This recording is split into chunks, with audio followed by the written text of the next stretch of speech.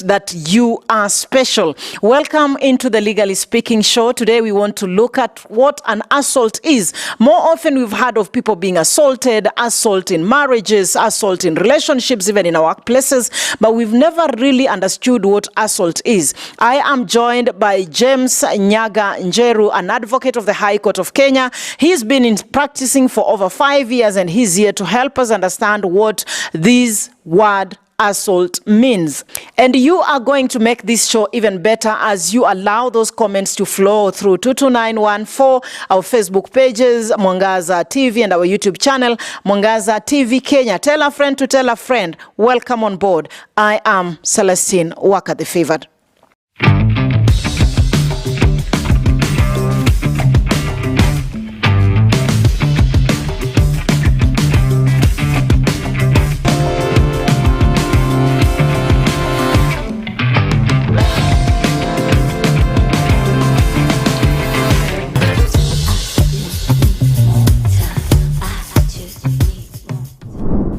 So welcome you on board, Mr. James Njeru. For the sake of those who yet to know who you are, kindly introduce yourself.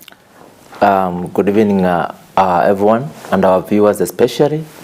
My name is, as you've heard, James Nyaga Njeru, an advocate of High Court of Kenya.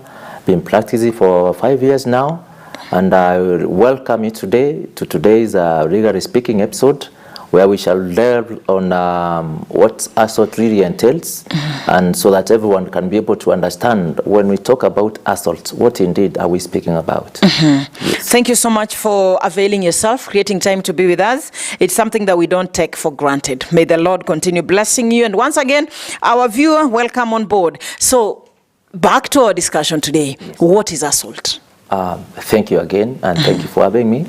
By assault, we may say that, as we said before, there can be a verbal assault, there can be a physical assault, and a sexual assault. And to begin with, the laws of Kenya, and especially the Penal Code, defines or gives the ingredient of what an assault is. One is what is called under Section 250 of the Penal Code, what we call the common assault.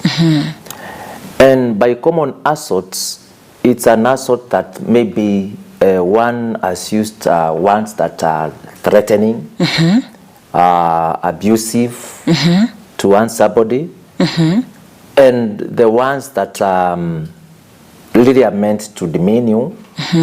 And these ones, in fact, they are not welcome. And these ones really have gone to the deep of your heart to hurt you or to harm you in any way.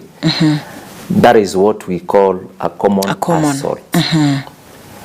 Where there is no, there might be no physical violence, but through those verbal words, it has constituted an offense of a common assault.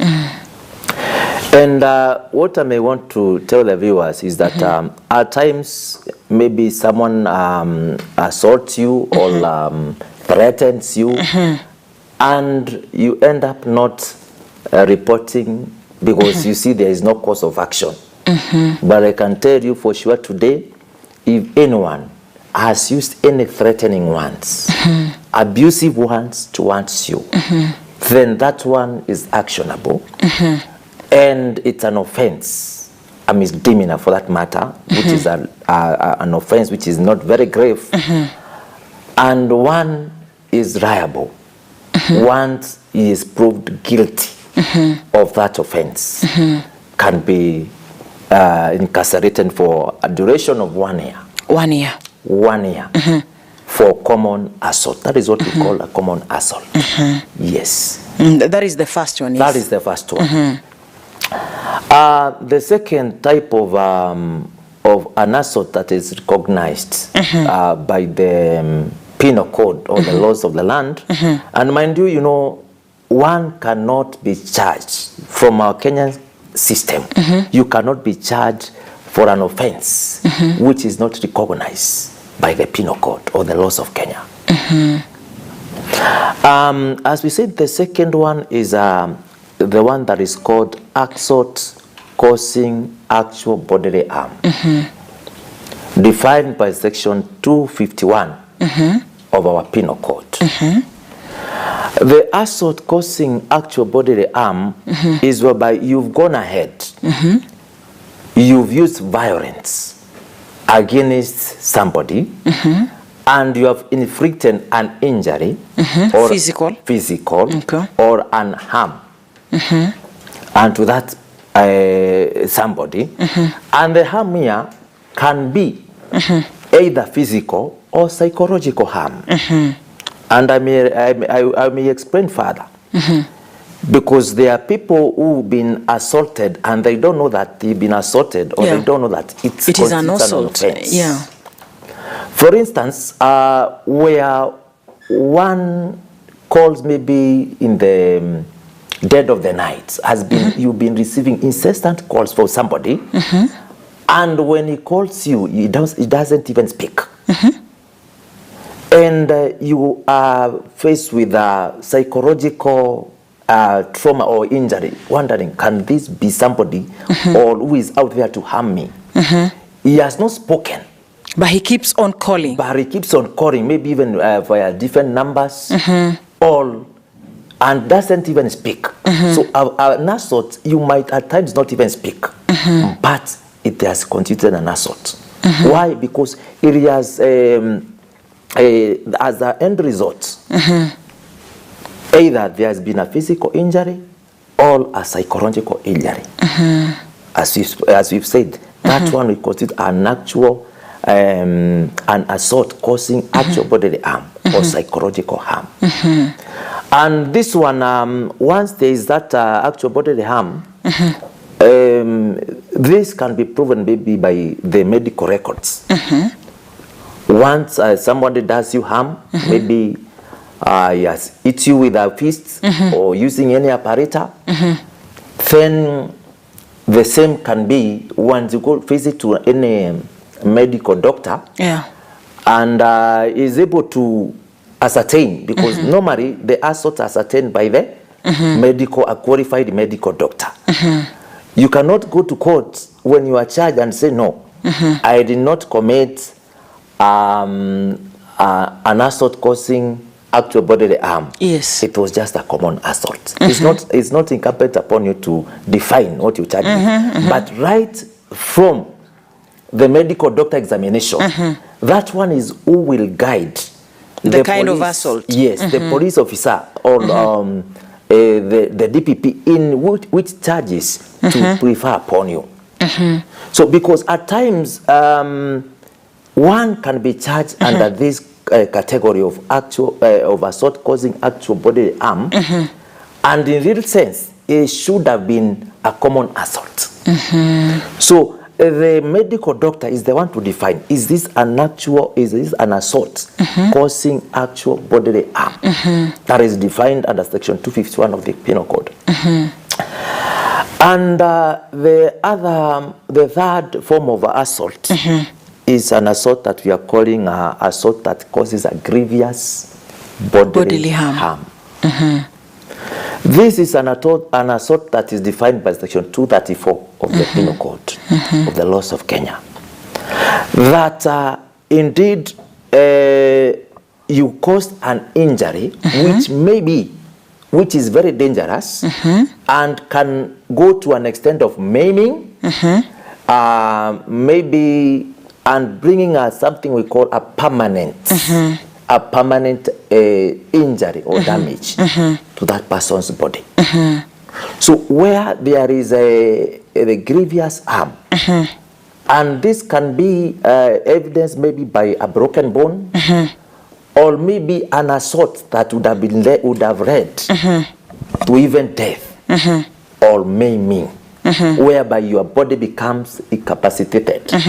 We've seen in instances where through a grievous harm, one is bereft of, you cannot do some activities that you've been doing when your body was fit. Yes. So that is an assault and all of these assaults, they have to be indicated by a qualified medical officer as to be ascertained as a grievous harm. Because they carry different sentences depending on the severity of the harm or the injury inflicted upon the complainant. Yes. So that those are the three major. Those are the three major. And one last one, as we had discussed before, there is one that is defined by the Sexual Offences Act, Section 5 of Sexual Offences Act. This one is called a sexual assault. And a sexual assault is whereby anybody or an individual uses his or a part of the body all to penetrate the genital organs of another person, and it can also use an object. So it is whereby penetration is caused by either genital organs or the body. At times even they use it can be through your finger, through your and all the parts of the body, all through an object. We've heard of instances where some things or some objects have been inserted into the genitalia organs. That is what is called an assault, a sexual assault. So basically there are those four major types of assault. Yes. Wow, we are still in Legally Speaking show, and today we are looking at what an assault is, and I want us to take a short break. When we come back, we're actually going to look at the types of the sentences that are offered or that are given by the court when someone assaults someone else, and we're also going to look at that which constitutes an assault. How do you prove that indeed I was assaulted, indeed I've suffered psychologically, mentally? All these things are going to be discussed, so don't go away. Remember, you can reach out to us to 22914. You can still follow us on our Facebook page, Mwangaza TV, and our YouTube channel, Mwangaza TV Kenya.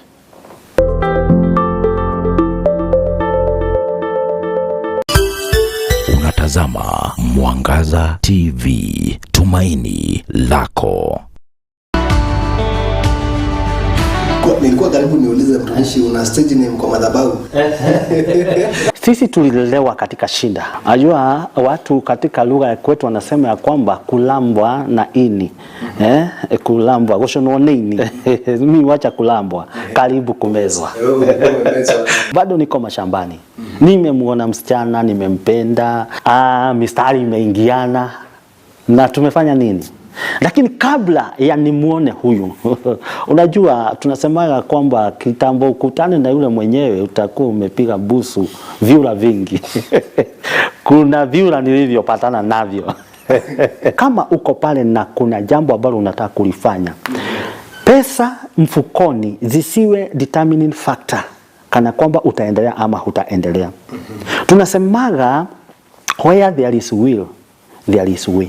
Katika dhoruba zote wewe tegea Mungu, utasikia sauti yake, naye atakuonyesha namna ya kufanya. Kwa hayo yote ungana nami Kelvin Kariba kila siku ya Jumanne zinapotimia saa 1:45.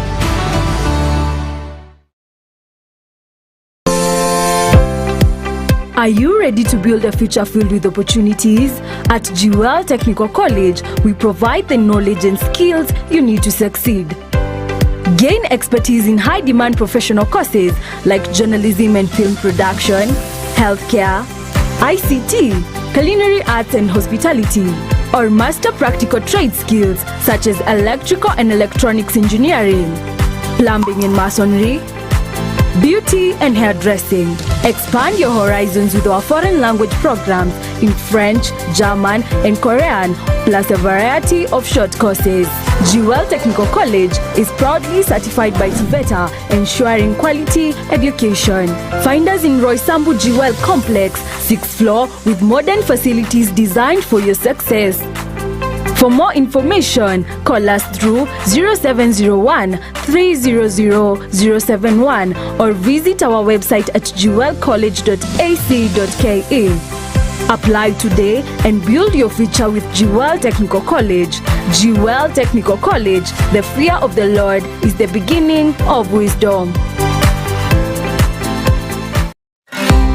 Usipitwe na vipindi uvipendavyo katika runinga ya Mwangaza. Unaweza kutufuata na kuzungumza nasi kupitia mitandao yetu ya kijamii kama vile Facebook, like and share. Ukurasa wetu wa runinga ya Mwangaza tufuate kupitia Instagram @MwangazaTV_Kenya, Twitter @MwangazaTV, mtandao wa TikTok @MwangazaTV, YouTube kupitia Mwangaza TV Kenya. Mwangaza TV, tumaini lako.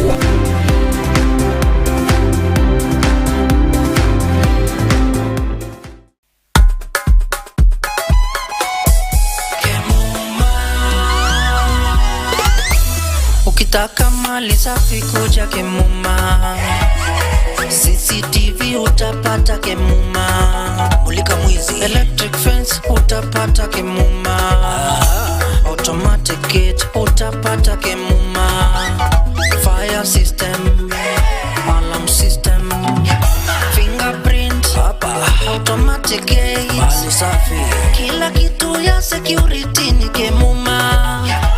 Tumetambulika Kenya nzima Kemuma. Twende nalo njoo na mi, twende Kemuma. Vitu ni fresh, mali yote fresh, hapana deal na mtumba, kila kitu ni fresh. Ukitaka mali safi njoo na mi, twende Kemuma Engineering System. Kwa security tuko fiti, hatuna competition, wanajua tuko fiti. Suka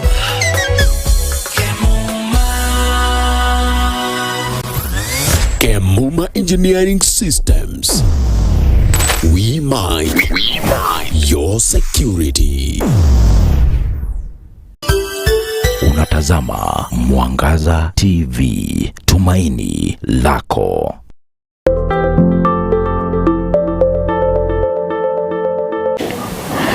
Welcome back. We are still in Legally Speaking Show.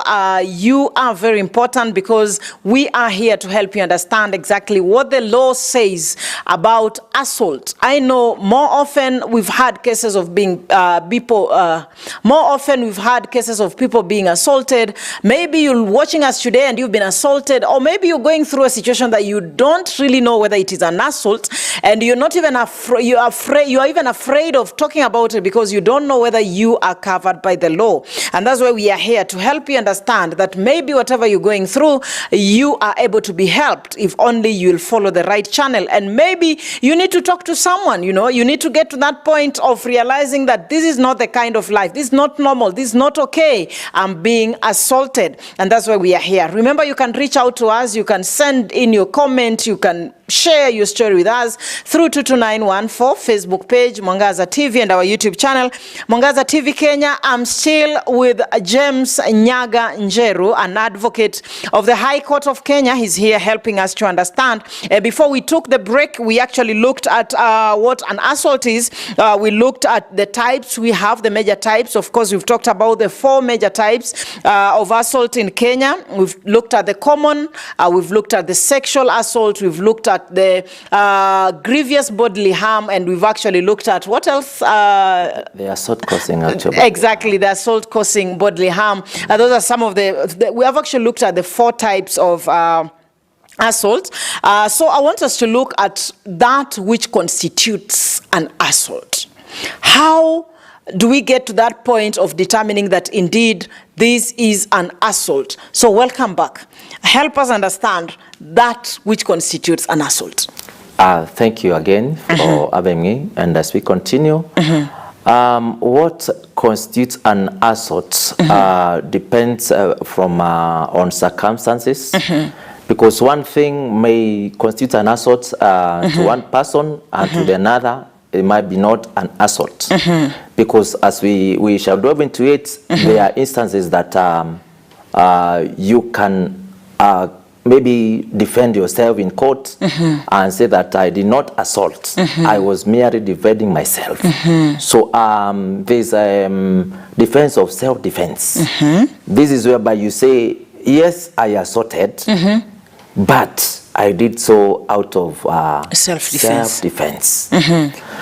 And to begin with, when we talk about an assault, this is a conduct that one is very unwelcome and it is inflicted upon somebody else because you cannot assault yourself. You cannot say maybe there is no such an offense that I assaulted myself. There has to be a second party whereby you've inflicted either verbal injury, physical injury, or an harm. That is where what constitutes an assault. One, there must be an action. An action that involves you and another party whom you have done that action to, that we call the assaulting, or causing the injury itself. Yes. So that's basically what constitutes an assault in law, because those are the things, the ingredients that have to be, the court will have to look at. Was there a verbal? Was there abusive ones or threatening ones? If it's a verbal assault. Was there an action of injury or inflicting an injury, be it on the actual bodily harm? Or was there, as we've said before, there is the psychological part of it.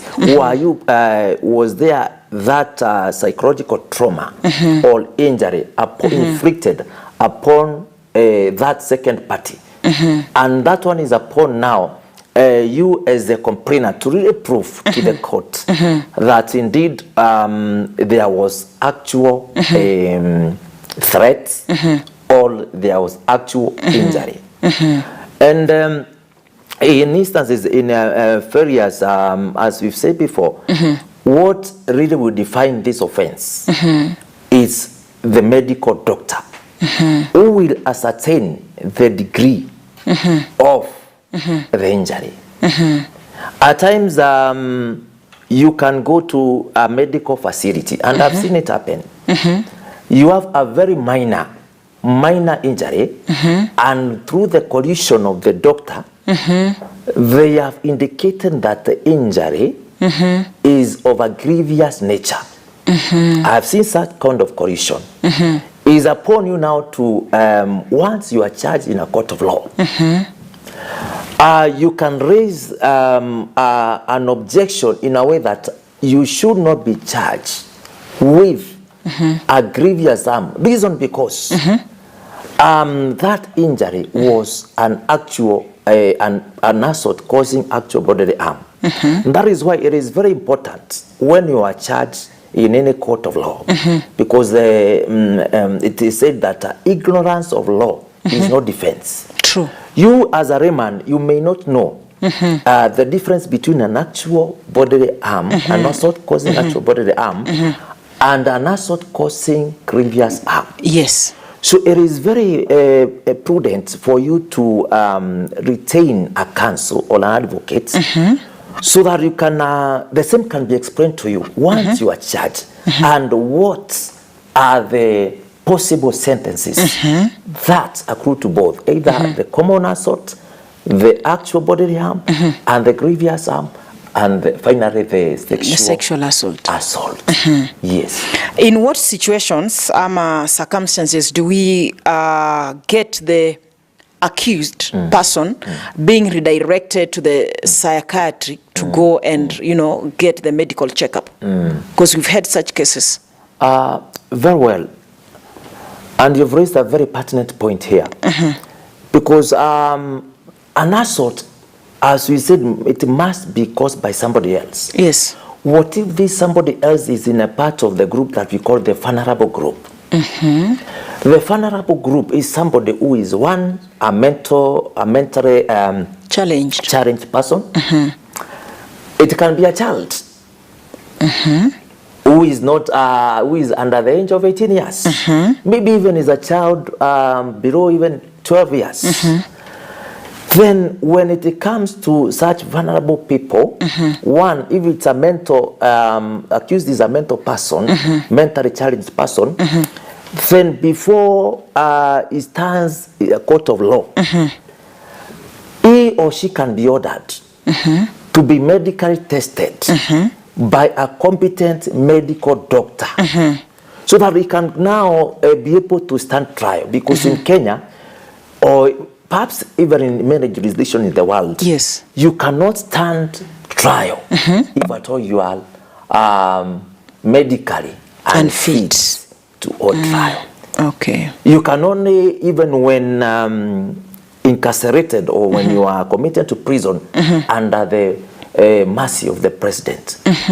That is why there is the presidential prerogative. Pardon, yes. Pardon, where you can say now, these people who are in mental hospitals that have been incarcerated there or those other facilities, they can be released and condemned by the president. And if it, at times is a child and who has been found guilty of the offense of an assault, then at times they are held at those that we call them the Bosto institutions, those that are not normally in a prison setup or in cells, but in environment. That is, yes, they are confined, but they are in those institutions that really can cater for the interests of that child. Yes. So there are times that they are told, now accused, for you to stand trial, just go and be tested. Yes. And also, when now the complainant, they have also to undergo a medical examination, as we said before, before the charges are preferred upon the one who has assaulted them. So all of them must visit a doctor, such that one is the one that will define the offense. If there is no divination of that offense from a medically competent doctor, then the police cannot write the charge sheets. They cannot charge you because they don't know what to charge you with. Yes. And then let's look at the types of sentences that we find whenever we are tackling, the court is tackling assault. All right, very well. When it comes to a common assault, that is what we said, there is actual maybe like verbal assault. Yes. Or assault where there is no physical harm or injury. That one, normally court will give a maximum of 1 year in prison. If you're found guilty of a common assault, then 1 year sentence can be passed upon you by a competent court of law. When it comes to the actual bodily harm, assault causing actual bodily harm, this one, as we said, is a misdemeanor, yes, which is not of grave offense. Yes. But once somebody is convicted and found guilty of the offense of an assault causing bodily harm, as per the section 251 of the Penal Code, then you are charged for a minimum, or it's a maximum of 3 years in prison. Maximum of 3 years in prison. And when it comes to now the offense of under section 234 of the Penal Code, the assault causing grievous bodily harm. Yes. When one is convicted of that offense, then it carries a maximum sentence of life imprisonment. Life imprisonment. Now, depending on the circumstances of the case. At times, it may not be enhanced to life imprisonment. If there are other factors that really goes and to mitigate that act. Yes. There are areas where we've had issues, or we've read of stories, or we've followed up cases of persons who've been harmed Or maybe they weren't that harmed, aggravated, Yes. as you've said, but because of the collusion you mentioned with the medics and the persons who are dealing with that, a case is raised against the accused that he actually caused the aggravation. Is there a way the court can step in to maybe alleviate and find out the truth about everything else? And if yes, are there steps that are normally taken against the perpetrators of the same? Thank you for that. As we said before, especially in our Kenyan judicial system, there are so many players that are involved. Because one, we say there need to be a medical doctor who is competent, who will examine the nature and the degree of the injury that has been inflicted upon anybody or the person or the complainant. Yes. Then if it happens that there is a collusion and indeed the doctor has written a medical report indicating that something that was meant to be maybe an actual bodily harm and has been or a common assault has been aggravated to the grievous harm. Yes. Then, as we say, the ignorance of law is no defense. And as we say, I want to tell you today that our court system, they are adversarial in nature. And by adversarial in nature, we say that whatever one party proposes or brings to the table is what the court will believe.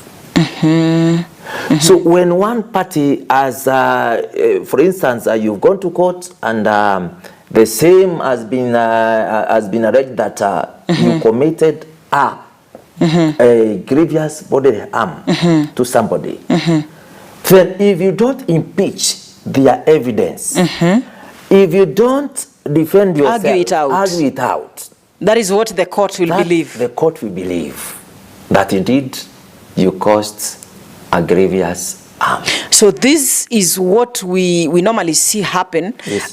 You listen to the story and some of us are even convinced that it could be true that this person might have committed the murder. Yes. But because of the lack of evidence, you find that the case or the person has been acquitted. Like we had one yesterday. The court said we don't have enough evidence to convict this person. Yes. Of course, as you know, in cases of criminal nature, we normally say the balance of the proof is beyond any reasonable doubt. There should be no any shadow of doubt that whether through the circumstances it might be he did it, maybe there must not be maybe. You are convicted based on the evidence on record. Circumstantial evidence really goes to the maybe just to add onto the primary evidence.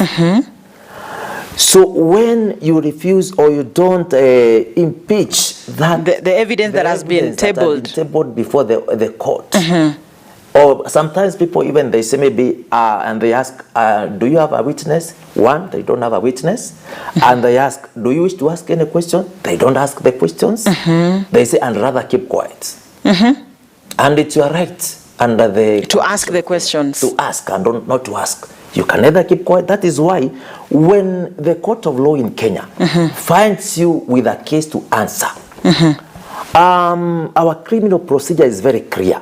You'll be told by the judge, now, the court has vowed you with a case to answer.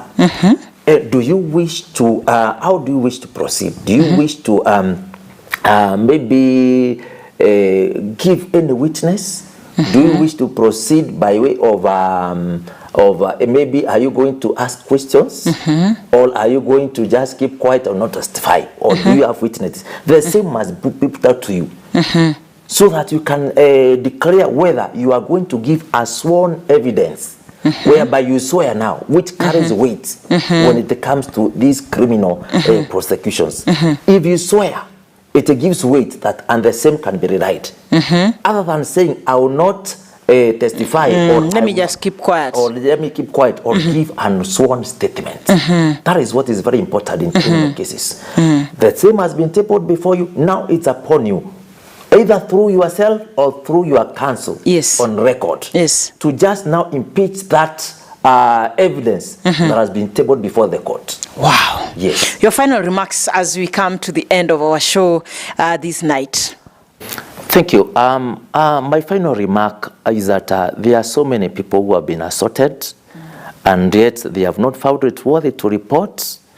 And some of them have been assaulted, and they have just been quiet about it. So it's upon you to report, and the same will be picked up by the relevant officers. And also, if you find yourself that you are the accused, and you know very well that whatever you're being accused of, you did not commit that assault, or you did not assault anybody, because there are many people that are languishing in remand cells and in prison, and they have not committed any act. Then do not be afraid to reach out to us. We can be able to assist you in whatever way. So you can reach out to us via our number, which is 0725 697 582, and we shall accordingly attend to you. Thank you.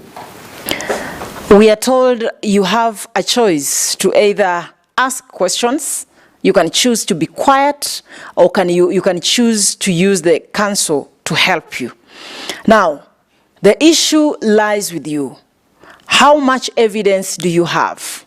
Do you have the witnesses? So if you have the witnesses, present the witnesses, and definitely that case is going to be sorted out. Thank you so much for tuning in. Thank you so much for joining us. Thank you for being part of this Legally Speaking family. We value you. We value your feedback. So make sure that you're reaching out to us for the questions, for the comments and compliments. We highly value you. We will be waiting for that feedback. And I've always said that if you have another issue, another topic that you wish to be addressed, kindly reach out to me, Celestine Waka, on my Facebook page, or sometimes you can even do an SMS through the 22914, and we'll definitely see the SMS. We're going to get back to you.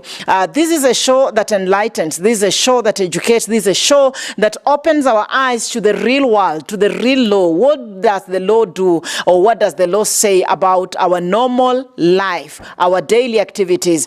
So always make sure that you're engaging us. Always make sure that you're telling a friend to tell a friend. Every Monday, 7:30 p.m. is our time as legally speakers in this show. My name is Celestine Waka, the favored. And maybe you've missed out on the other episodes. As I've always told you, always reach us and follow us on our YouTube channel, Mwangaza TV Kenya. See you next time. Same place, different lawyer, different topic, but this is home. Don't miss.